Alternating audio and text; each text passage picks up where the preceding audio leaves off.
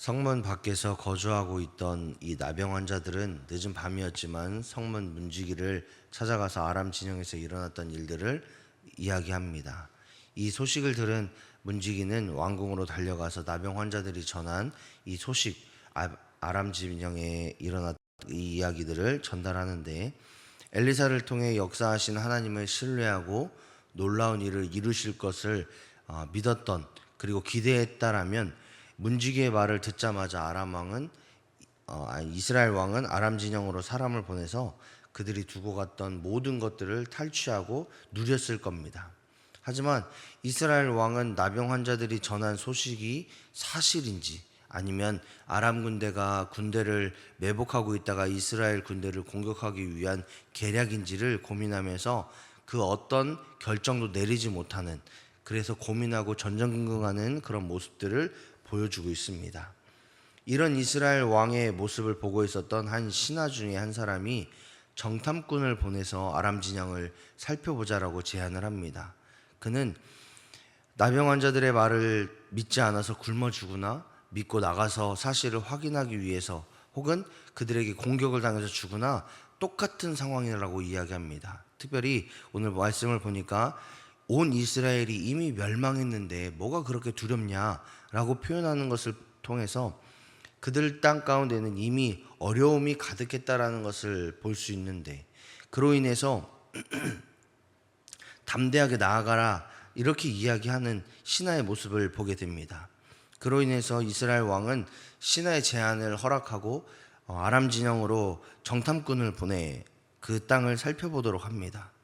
그렇게 아람 진영에 도착한 정탐꾼들은 나병 환자들의 말처럼 아람 모든 군대가 퇴각했을 뿐만이 아니라 그들이 가져왔던 식량이나 무기들까지도 모두 두고 사라졌다라는 것을 확인합니다.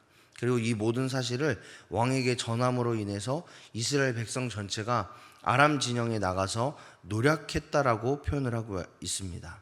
그로 인해서 나귀머리와 비둘기 똥을 돈 주고 거래했을 뿐만 아니라 자신의 자녀들까지 잡아먹었던 이 이스라엘의 모든 상황들이 회복되어짐을 경험합니다. 백성의 주식인 밀가루와 보리의 가격이 모두 정상 가격으로 돌아오게 되고 백성의 굶주림이 모두 해결되는데, 이런 회복의 은혜를 본문은 여호와의 말씀과 같이 되었다라고 표현을 하고 있습니다. 즉 하나님께서 엘리사를 통해서 하신 말씀이 그대로 성취되었다. 또한 하나님께서 일하셨기 때문에, 하나님께서 역사하셨기 때문에 이 모든 일들이 가능하게 되었다라는 표현을 본문은 하고 있습니다. 이를 통해서 우리는 이스라엘을 돌보시고 책임지시는 하나님에 대해서 깨닫게 됩니다. 하나님은 비록 하나님께 죄를 범하고 하나님을 떠나 살았던 이스라엘일지라도 그들을 사랑하시고 구원의 은혜를 허락하실 뿐만 아니라 자신들의 잘못을 깨우치고 하나님께 회개하고 돌아올 수 있는, 돌이킬 수 있는 그 기회를 계속해서 허락하시는 것을 볼 수 있습니다. 또한 하나님을 의지하고 하나님께서 기뻐하시는 선한 길을 걸었던 다윗 왕과 같이 그와는 정반대로 걸었던 이스라엘 왕일지라도, 그 이스라엘 왕 여호람이랄지라도 하나님께서 기뻐하신 길로 돌이킬 수 있도록 하나님께서 계속해서 깨닫게 하시는 것을 볼 수 있습니다.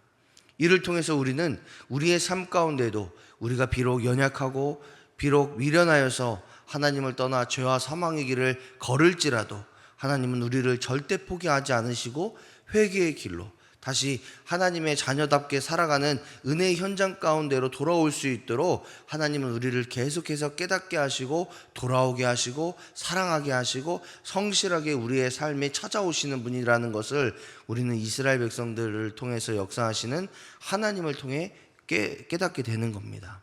따라서 하나님께서는 우리를 포기하지 않으시고 계속해서 회개의 자리, 죄를 인정하는 자리로 부르실 때에 우리가 해야 되는 일은 그 하나님의 사랑과 그 하나님의 은혜를 깨닫고 회개하고 하나님의 전으로, 하나님의 품으로 돌아와서 온전히 하나님만 의지하고 신뢰하며 하나님 뜻대로 순종하는 삶을 살아가야 된다는 것을 이 말씀을 통해서 깨닫게 되는 겁니다. 그리고 그것이 하나님의 자녀다운 삶이고 하나님의 백성인 우리가 살아내야 되는 삶의 모습이다라는 것을 깨닫게 됩니다.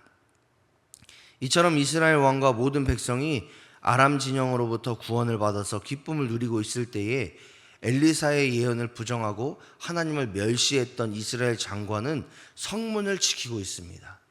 왜 그가 성문을 지켰는지, 어떤 이유 때문에 그랬는지는 모르겠지만 아마 이스라엘 왕은 한편으로는 또 염려했을지도 모르겠습니다.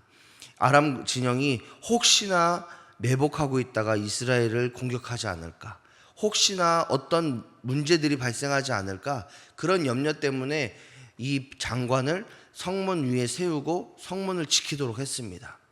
그때에 굶주림과 생명의 위협에서 해방되었던 그 이스라엘 백성들이 한꺼번에 성문에서 쏟아져 나옴으로 인해서 이 장관을 밟아 죽이는 그런 이야기들이 17절의 말씀을 통해서 볼 수 있습니다.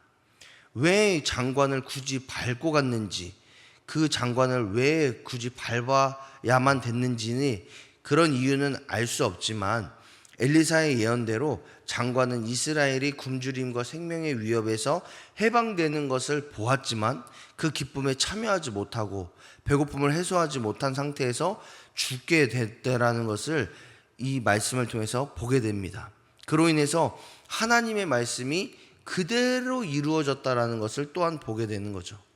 하나님은 언제나 하나님의 말씀을 성실하게 이루시는 분이십니다. 이는 말씀에는 능력이 있다라는 말로도 해석이 될 수 있습니다.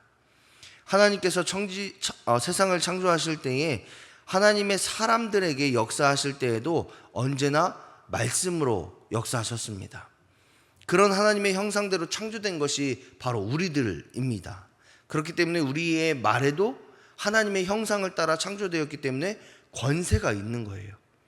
그런 하나님의 형상대로 창조된 우리가, 그리고 또 하나님의 권세를 가지고 있는 우리가 하나님을 부정하고 멸시했을 때에 장관이 결국 하나님의 심판을 받았던 것을 교훈 삼고 우리가 우리의 삶 가운데에 부정적인 말, 불신앙의 말을 조심해야 된다는 것을 깨닫게 됩니다.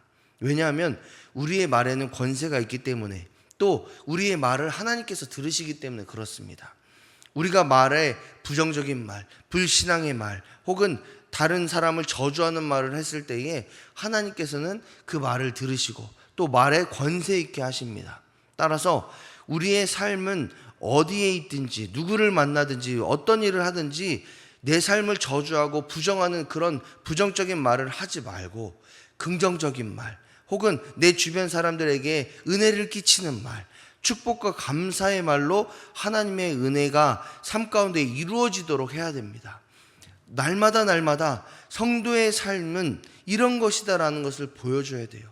우리의 말을 듣는 사람들이 저 사람은 늘 긍정적이야, 저 사람은 하나님 믿어서 저렇게 말을 참 예쁘게 해, 이런 말들을 계속해서 들으셔야 돼요. 그리고 그런 말들이 하나님께 상달됨으로 말미암아 내 삶을 변화시킬 것을 기대하셔야 돼요. 왜냐? 하나님은 우리의 말에 권세를 주셨기 때문에 그렇습니다. 하나님의 형상대로 창조되었다라는 것은 단순히 하나님이 우리를 사랑하신다, 하나님의 자녀 삼으셨다라는 의미뿐만 아니라 하나님께서 하셨던 모든 권세와 모든 능력을 하나님의 자녀된 우리도 행할 수 있다라는 뜻을 가지고 있습니다. 따라서 우리의 말에는 하나님의 권세가 있기 때문에 이 이스라엘의 장관처럼 부정적인 말, 하나님을 멸시하는 말, 혹은 다른 사람을 저주하는 말이 아니라 다른 사람을 축복하고 긍정적으로 또 하나님의 일들을 이루시는 하나님의 역사가 이루어질 거라는 소망을 가지고 말을 하셔야 된다는 거죠. 하나님께 사랑하시는 여러분, 하나님께서 우리에게 회개의 시간, 혹은 하나님의 뜻을 돌이킬 수 있는 그 시간을 허락하실 때에 얼른 죄를 뉘우치고 하나님께 돌아가는 것이 참 지혜의 사람이고 축복과 은혜를 누릴 수 있는 삶의 모습이다라는 것을 오늘 본문을 통해서 깨달아 알시기를 바랍니다. 더욱더 에베소서 4장 29절의 말씀, 오늘 앞에 나와 있는데 한번 읽어보겠습니다. 시작. 무릇 더러운 말은 너희 입 밖에도 내지 말고 오직 덕을 세우는 데 소용되는 대로 선한 듣는 자에게 은혜를 끼치게 하라.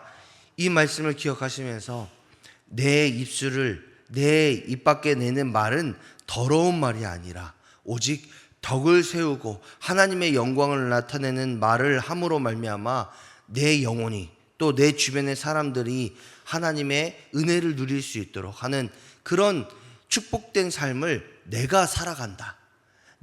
나로 인하여서 내 가정이, 내 자녀들이, 내 주변 사람들이 하나님의 은혜를 누리게 한다. 이런 사명감과 소명을 가지고 사시는, 그래서 하나님께 영광을 돌리는 삶을 살아가시는 저와 여러분의 한날이 되시기를 주님의 이름으로 축복합니다.